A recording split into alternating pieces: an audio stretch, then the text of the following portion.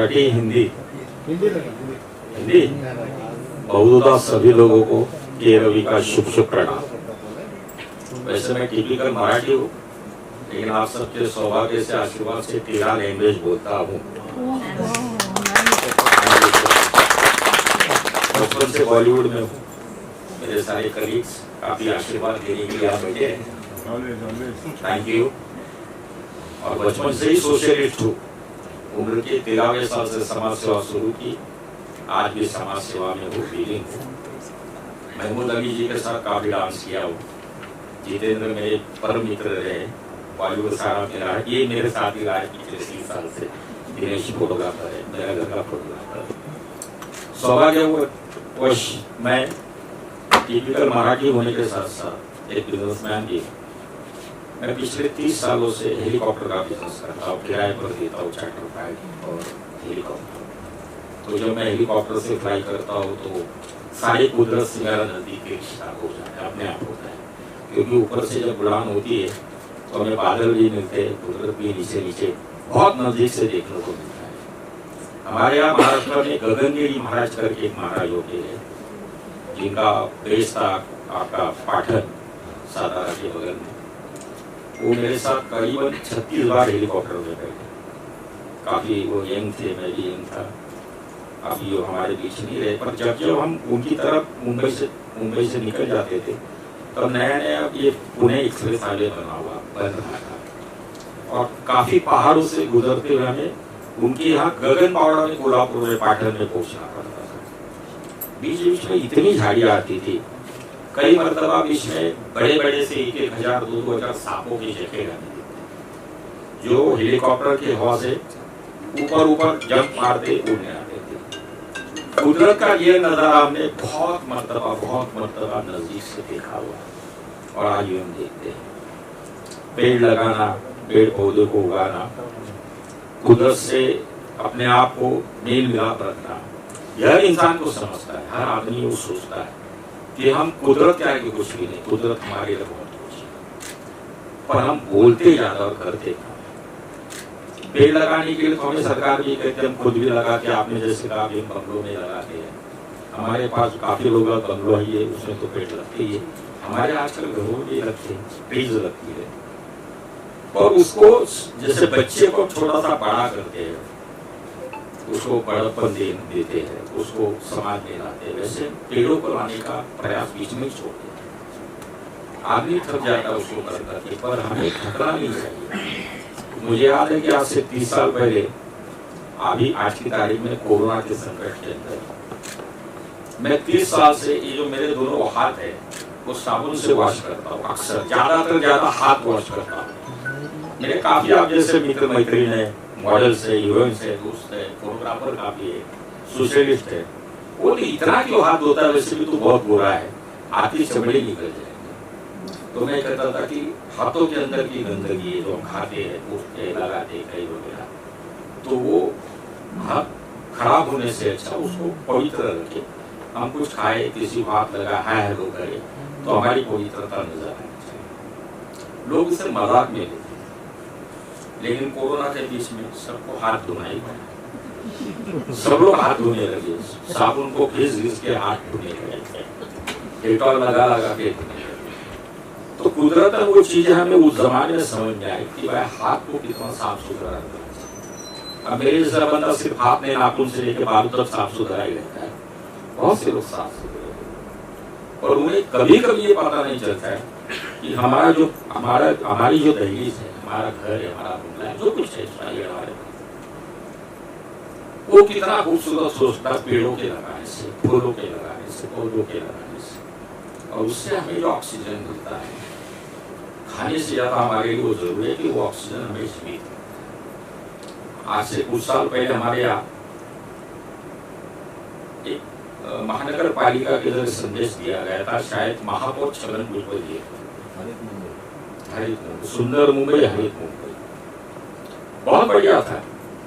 हमने तो मान लीजिए आपका जुहू का जितना इलाका है वहां से लेके हमने कोशिश की उस जमाने में स्थायी समिति को पकड़ के कि झोपड़पट्टी जैसे विभाग में जहाँ जहाँ पॉसिबल हो सकता है वहां उन पेड़ों पर लगाया जाए। महानगर पालिका ने उस काम को अंजाम दिया, कई सोशल एनजीओ ने उस चीज को अंजाम दिया, मेरे जैसे कई सोशल वर्करों ने उसको अंजाम दिया।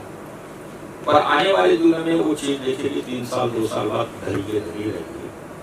हमें आज उस चीज को आसरा फाउंडेशन के माध्यम से जैसे लोग काम कर रहे हैं, आज भी उस चीज को फिर से उभारना चाहिए, लोगों के अंदर जागृति लानी चाहिए कि भाई भले झोपड़पट्टी में रहते, भले बंगले में रहते, भले जीवी बस्तियों में रहते, तो हमारी बस्तियों में पेड़ पौधे कितने कामयाब है, कितने काम की हमारी जरूरत है, जरूरत वाली चीज। इसमें हमारा एक डिपार्टमेंट भी आता है, पोल्यूशन विभाग, हमारे महाराष्ट्र पोल्यूशन डिपार्टमेंट का एक विभाग है जिसका हेड ऑफिस साइन, सारे अधिकारी मेरे मित्र है उससे। उन्हें आप जैसे लोग जाके जब समझाते तो वो जागरूक हो जाते, उसके बाद फिर वो सो जाते।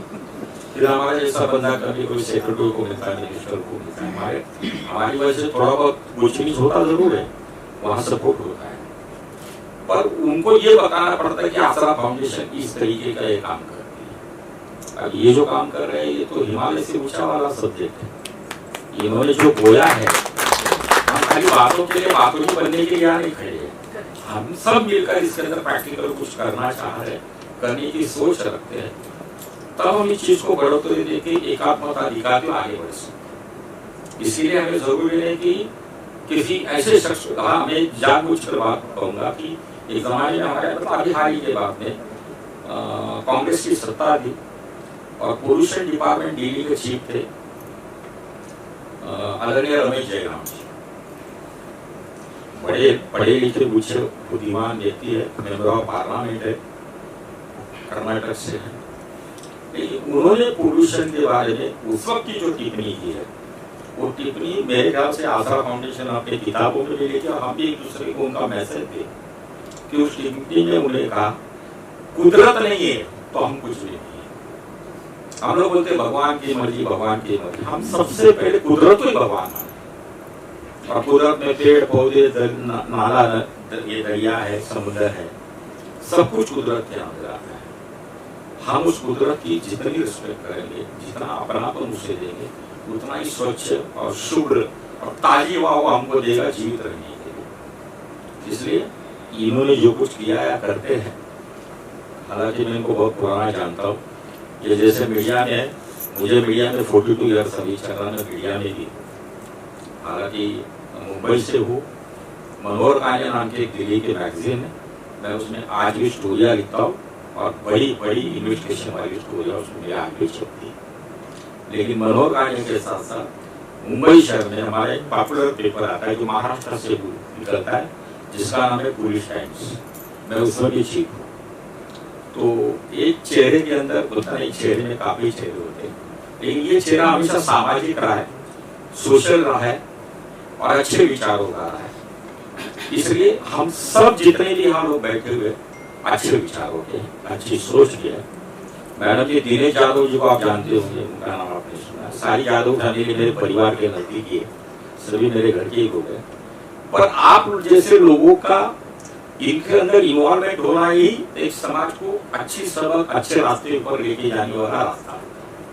और आपकी जितनी तारीफ की जाए, जितना आपका सहयोग लिया जाए, उतने ऐसे विषयों के लिए कम होता है। इसलिए आप और हम सब जो यहाँ बैठे हैं और हमारे बाहर भी और कुछ लोग आए नहीं, आपने पहुंचोगे, सब मिलकर इस चीज को इतना बरकरार रखे, इतना बरकरार रखे कि आए दिन कम से कम जिस शहर में हम रहते हैं, जिस स्टेट में हम रहते हैं, उस स्टेट को तो हम लोग भली बाकी हरित बना के, हरियाली हरियाली उसे मुबारक बना दें।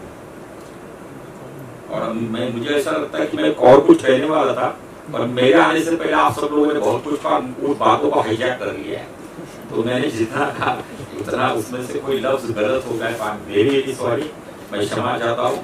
लेकिन फिर एक बार आप जैसे स्टेज छोटा गिर रहा था, किसी ने कहा कि छोटा आने वाले साल में ये स्टेज बहुत बड़ा होगा, और शायद हम जैसे आप जैसे लोगों को और मार्गदर्शन करने के लिए और दिग्गज लोग और ज्यादा संख्या में लोग इसी स्टेज पर मौजूद रहेंगे। आप सबका तहे दिल से शुक्रिया। Thank you.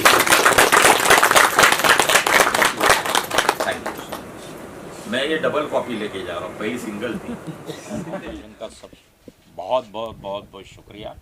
आसरा फाउंडेशन के सारे जिम्मेदार कार्यकर्ता जो यहाँ पर मौजूद है, उसी के साथ साथ हमारे बहुत अहमियत रखने वाले बॉलीवुड के लोग यहाँ पर मौजूद है।